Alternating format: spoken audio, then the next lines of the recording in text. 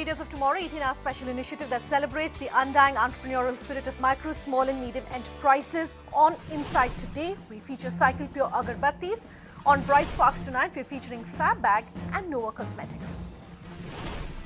Adding fragrance to life, literally, is Cycle Pure Agarbatti. Started over 70 years ago, this brand was named so to help people understand that their prayers would be taken to their destination, much like a cycle. And today, the brand boasts of none other than the Big B as its brand ambassador. I spoke with the company to understand their take on family businesses, how tie-ups work in this industry, and much more to bring you MSME entrepreneurs this tip. Take a listen. We've been doing a series of interviews here on the Leaders of Tomorrow, Arjun, where we've been talking to the next generation of family businesses about what has been their own experience having been in the family business. I understand you're the third generation of your family. What, if I can ask you and put you on the spot, has possibly been the one opportunity as well as the one challenge that you faced as the third generation of a family-run business, and perhaps how you've overcome that, and therefore what advice you'd have for our viewers? Well, right from childhood, I was part of dining table discussions about business. So I was lucky to be born into a business family. Not necessarily a silver spoon. I think the golden years for our company started from 1990 onwards. My father and uncles are the actual pillars who built the foundation for the business for us to develop on. That being said, there was a lot of encouragement from the family for us to go outside, explore the world, learn, educate ourselves. I'm an engineer with an MBA. That formed the foundation for me to come back and join the family business in 2000. That being said, one of the great challenges that I felt was my personal responsibility to myself and as a family business to family and overall to all the 5,000 employees that the company has. Every decision I take affects them, so that was a big responsibility for me. But I also saw the opportunity and the strength in the fact that no matter what I do, these 5,000 employees of ours are like family and they will back every decision I take, and that's what I draw my strength from. Let's come down now to talking about your business in specific. I find it quite interesting that you work on a cluster development model and an initiative, I understand, in some villages in the state of Karnataka, particularly in Mysuru. I want you to just explain to our viewers how that really works. Well, incense, typically agarbattis is a cottage industry. Agarbattis are made at home by women. Once the husband leaves to work, the lady of the house takes care of her daily chores, and then during her free time she makes agarbattis. Post liberalization, post 2000, we've seen rapid urbanization happening, and the incense business has moved from urban to rural since 2003-2004. So as a social initiative as well as a business initiative, we have identified major clusters in India where there's high level of employment and where there's migration of labor, where women actually stay at home. And we've created these clusters where we give business opportunities of entrepreneurship to women. And we have about 15,000 women now across the country making agarbattis for us. Why have you chosen to do such a model? And could you talk to our viewers about what they should know if they're looking at such a similar model? Is it necessarily cheaper or more expensive for you, if you were to undertake such a model? Because on one hand, of course, it helps you beat the issues surrounding manpower, but there's also the issues or concerns, I would presume, relating to training and therefore the cost related with that. Yeah, the initial cost for us is pretty significant in terms of training and also in terms of raw material. What we typically do is we've built a very robust supply chain system for procuring local raw materials and making it indigenous within that cluster itself. A very good example is the Gadchiroli in Maharashtra, which is a predominant forest area. So there are almost about 1,500 tribal women who are making agarbattis for us. It's been a long gestation period, but once the local community understands the importance of creating a quality product, it becomes easy for us after that. And it's very sustainable in the long term because there is a lot of poverty in India and there's a lot of rural entrepreneurship opportunities as well. And if bigger companies like us don't go out there and look at opportunities, I don't think it's easy to survive in the long term. We talk to a lot of people who work in industries that are as fragmented as the one that you work in. Therefore, can you talk to us perhaps about the opportunities and challenges of working in an industry that's so fragmented, where you have a lot of competition, particularly in the unbranded space at the bottom, and how really you've been able to overcome that? In an industry that is so fragmented and that is so unorganized, you need to have a brand, and we've been able to create Cycle as a brand, as a national brand. As you've seen, grandfather thought about the word cycle in 1950, and he said cycle is The main reason, because in India there are so many different languages, and a cycle is called a cycle no matter where you go. And over the last 60 years, we've built a lot of attributes of hope and spirituality and prayer into what a cycle means, how it is eco-friendly, and it is powered by one's own will. And all of these are attributed to the brand. So we have brand on one side, we have distribution on the other, and we have a robust supply chain on the other side. So these three form a triangle for us, and that's been our strength in an unorganized market to grow so well. Let's talk about GST. That's the big talking point right now in the industry. Is that likely to change the way things are being done in your industry, Arjun?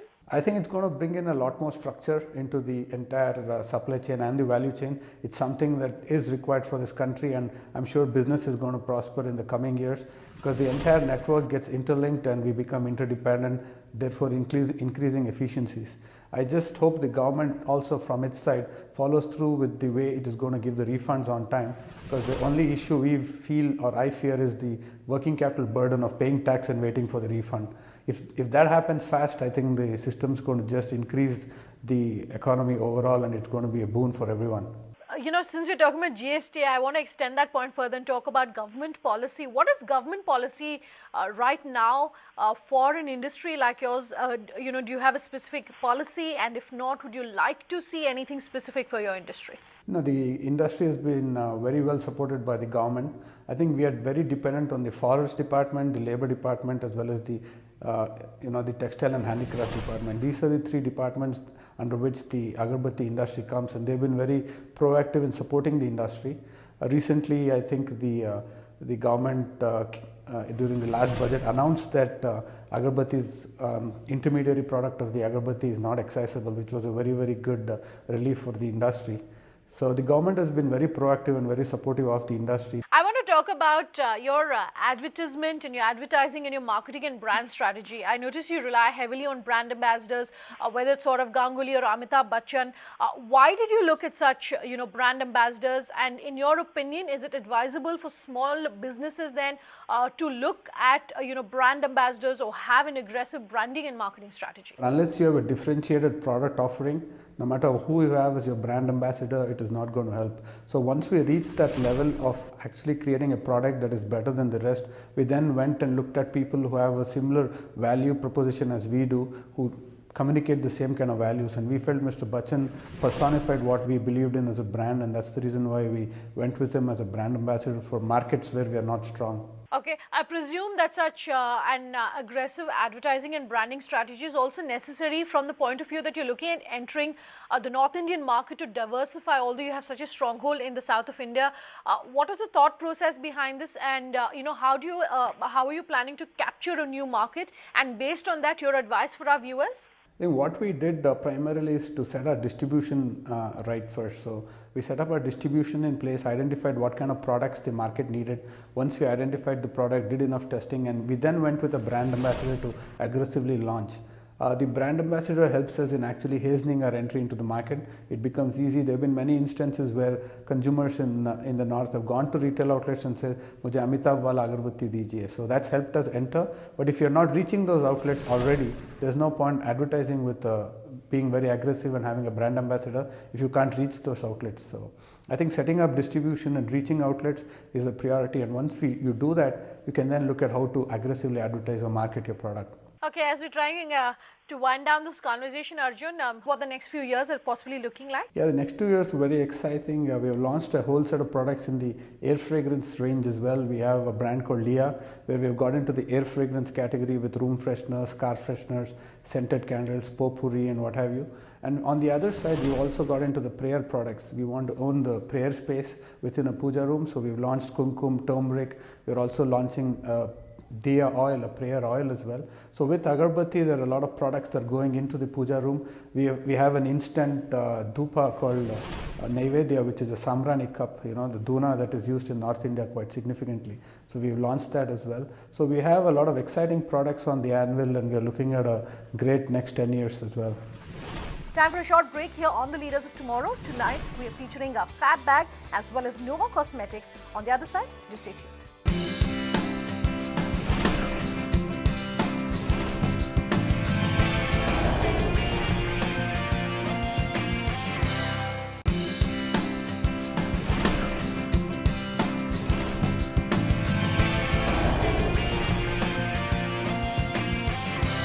Welcome back. You're with us here on the Leaders of Tomorrow, and tonight we're featuring Fab Bag and Nova Cosmetics on our Bright Spark segment. Makeup can make one look like $1 million or ruin a look for good. Guiding you with customized makeup bags that land at your doorstep every month is Mumbai-based Fab Bag. Shubhangi Sinha caught up with the founders of this company to bring you tips on surviving the subscription-based e-commerce game here in India. Take a look. Red undertones, blue undertones, matte, gloss, primer and corrector. These are a set of words that could just as well be Greek to a makeup newbie like me. On a mission to demystify beauty products is the company Fab Bag. Founded in 2012 by Vinita Singh and Kaushik Mukherjee, this monthly makeup bag is creating happy women across the country. Fab Bag essentially falls under the category of subscription-based e-commerce. What would you say is the market like at this point in time in India, and do you think buyers are ready? I think now is the time when it's a very good time to try out the subscription model. Shop in advance for 3 months, shop in advance for 6 months, and allow us to send you products to suit your regime. So that really helped us get a foothold into different target audiences across segments. And today, now that the two-factor authentication is being taken away for low value purchases, I think it's a great time because people are more open to experimentation. Beauty is taken off as a vertical finally. So we are very excited about how this business can expand over the next couple of years. Fab Bag brands itself as a monthly box of beauty products for stylish women. Do you think that you're narrowing down your market to people who are probably in the metro cities as opposed to reaching out to women in tier 2 and tier 3 cities? Significant majority of our base is still metro women, but what we've seen in the last 2-3 years is that feeling good about yourself and feeling beautiful is something, and confident is something that women in every city in India want. And if you see the number of tier 2, tier 3 subscribers that have come up, it's now almost gone up to 25% because there's a growing middle class of women who are reading blogs, who are on social media. They're seeing pictures on Instagram, on Facebook, and they want to have access to all the products and brands that women in metros have. So in fact, availability wise, we think that for tier 2, tier 3 consumers, Fab Bag makes all the more sense because it's an affordable way to get your hands on a lot of international products that otherwise would not be available in your own local mall. You've been funded by the likes of the India Quotient Fund and Rajana Nandan in the past. What has your funding journey been like, and what are you aiming at in the future? So it wasn't easy because the concept was new. It all came to a head last year when we realized that for the business to really scale to the next level, we got to work on the unit economics as well and start generating a bottom line in addition to the growth and the top line. And with our model, luckily we had reached a certain scale which made it not too difficult to turn profitable. So happy to say that now we are profitable as we look for our next round of funding and growth in the next 3 to 4 years. A team comprising of makeup lovers, Fab Bag has been able to bring to Indian women many brands that did not retail their products in the country. This in turn has helped the company build a strong referral-based marketing through social media. What is the biggest challenge that you've faced while setting up Fab Bag? On the consumer side, we had a funny problem. Here we are telling the audience, okay, I'm going to send you a box. You don't know what's in the box. I'm going to charge you for the box and I hope you like it. So initially it was difficult. So and just throwing money at paid ads did not help. I mean, how can I, the catch line was always get a surprise beauty box. That had to change. So eventually we started working with a lot of collaborators and pushed their looks out, pushed how they discovered a new brand or a completely new shade through our service, and that got their audience bases interested. That's why suddenly we were not stuck to the metros. Suddenly we were getting orders from far northeast, from Ludhiana, Kakinada, everywhere. Do you plan to take this Fab Bag and convert it into a product for men as well? We ran the men's box as a experiment to see how it would go, and we sourced really good products. And we shipped out, it was a closed 6-month pilot that we ran. Now the findings were very interesting at the end of the pilot. We realized that while for women, as I said, the word spreads because you like it, you talk about it, you don't like it, you talk about it. For men, they were like this, black hole. I mean, you send a product and nothing came out. There was no conversation around, hey, that's a cool, beard grooming oil. No, there's no conversation around that. Hey, that's a cool razor. No. So it was very word of mouth, which is what Fabbag women grew on. That was almost absent for men. I think it's growing now, but when we tried it last year, it was just very expensive to get a new male consumer. When my January Fab bag arrived, I managed to open the doorway to make up literacy, and indeed, the Fab bag left me feeling fabulous. Ascent has the ability to tickle your senses, and Mumbai-based fragrance manufacturer Nova Cosmetics has built a robust business on this very premise. Pooja Jain dropped by the company's Mumbai-based headquarters to take in the aroma and understand how repeat business from a recurring customer base can serve as a secret to success. Take a look.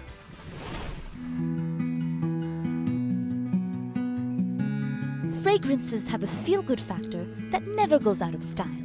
And cashing in on this very phenomenon is contract perfume manufacturer Nova Cosmetics. Nearly 20 years in the business, the company counts an impressive range of domestic and international perfume, body mist and aftershave brands among its growing portfolio of clientele. We visited the manufacturing facility ourselves to get a whiff of how these scintillating scents come to life and leave a lasting impression.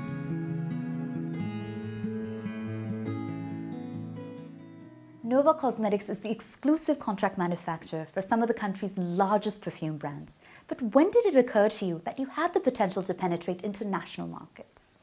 As a girl, I've been always using perfumes which were internationally made.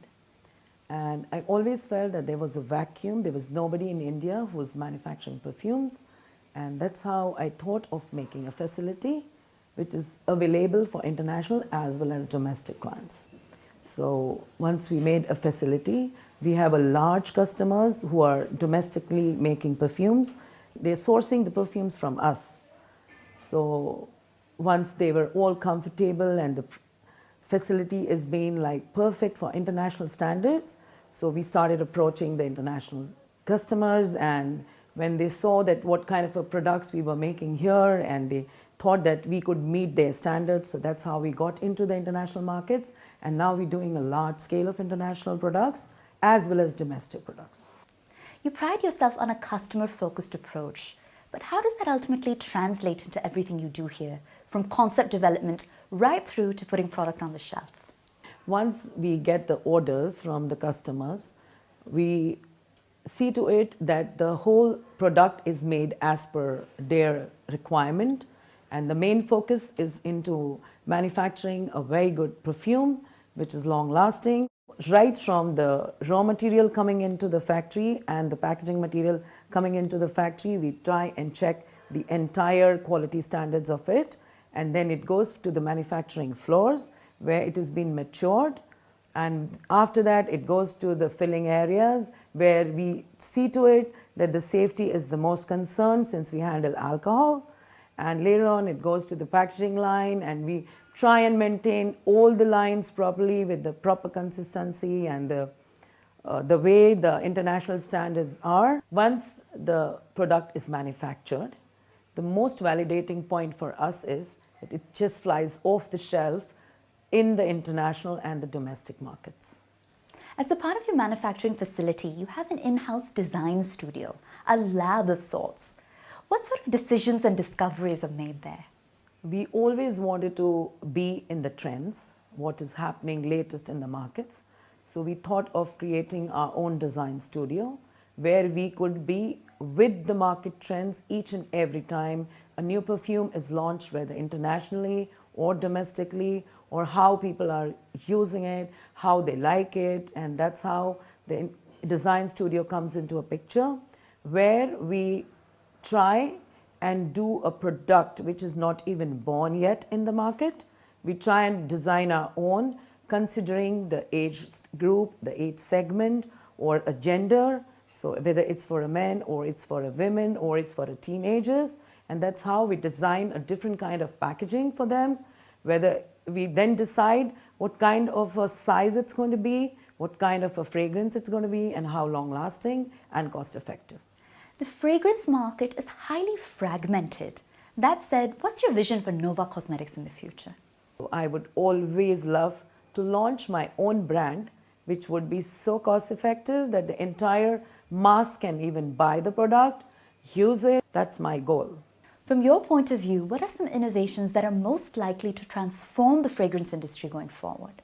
The main innovation would be actually that it should be a cost effective, it should be long lasting, and the people are looking at what they can afford. And since it's a fashion statement, since it's in style, vogue, everyone wants to use it. So if it's really, really cost effective and we give the best of the products, being in trend, I think so that's what Nova aims to, and that's what I want people to do it, buy and spread the fragrance over. With the knowledgeable but nimble staff of just a few dozen, manufacturing nearly 500,000 units of fragrances each month, Nova Cosmetics is permeating international markets at a rapid pace. A champion for quality alongside affordability, the company is perhaps most proud of the progress it's made in mass popularizing perfumes domestically. As a product worthy of purchase, irrespective of age, gender, or background. Nova Cosmetics, with its exponentially expanding business model, has indeed illustrated that how you smell sells. Completely out of time then on this episode of The Leaders of Tomorrow. Tonight we've brought you tips on how you can innovate in a very traditional market. Do remember that if you want to get in touch with us, you can write into us at leadersoftomorrowtimesgroup.com. You can reach us on social media using the hashtag LOT. You can tweet at me personally on Sunanda_J or call us on that number you see on your screen. We promise to have all your questions answered. Thanks for watching. Have a good night.